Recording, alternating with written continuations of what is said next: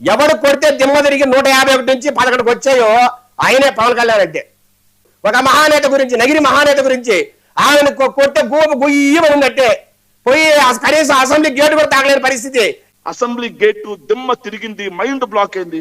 2019లో మంగళగిరిలో చిత్తుగా ఓడగొట్టాడు చూసావా, ఆయన వైఎస్ తనయుడు. అదే విధంగా భీమవరం గాజువాకలో 2 గోపలు గుయ్ అని మోగాయి చూసావా, ఆయన వైఎస్ తనయుడు.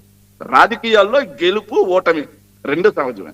తెలుగుదేశం పార్టీకి చంద్రబాబు నాయుడు గారి నేతృత్వంలో వరుసగా 2 ఎన్నికల్లో ఎప్పుడు గెలిచినటువంటి చరిత్ర లేదు వాళ్ళకి.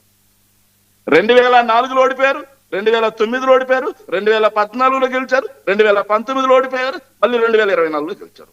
మళ్ళీ 2029 ఫలితం ఏందనేది ప్రజలు నిర్ణయిస్తారు. కానీ వీళ్ళు అధికారంలోకి వచ్చి 21 నెలలు అయింది సార్. అమ్మఒడి ఎందుకు లేదు, 11 సీట్లు వచ్చాయి.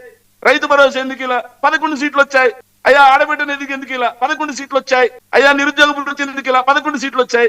అయ్యా అక్కడ ఆడపిల్లని ఎందుకు చంపేశారు దుర్మార్గంగా. మీ తెలుగుదేశం పార్టీ వల్లే 14 మంది ఉన్మాదుల్లాగా 7 గుర్రాల పల్లెలో ఒక బాలికను 9వ తరగతి బాలికను రేపెందుకు చేశారా, తప్పు కదా ఇది. 11 సీట్లు వచ్చాయి. ఇది ఆవ్యాసం. వాళ్ళ పార్టీ ఆఫీసులో చెప్పినట్టున్నారు, ఏది చెప్పినా 11 వచ్చాయని. మరి మీకు 23 వచ్చినప్పుడు,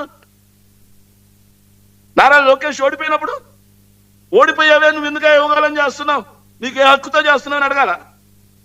ఓడిపోయిన పార్టీ ఎందుకే జనంలోకి వచ్చిందని అడగాల. రాజకీయ పార్టీ గెలుపు ఓటమి కాదు. మాకు ఒక లైన్ ఉంటుంది, ఆ లైన్ ప్రకారం పనిచేస్తాం. సో మీరు అధికార పార్టీ సహనం ఉండాలి. విజయశేఖర్ గారికి సలహా, అధికార పార్టీకి సహనం ఉండాలి.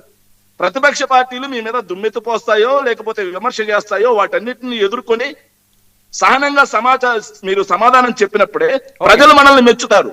అంతేగాని అడ్డగోలుగా మనం వాదన చేస్తూ పోతామంటే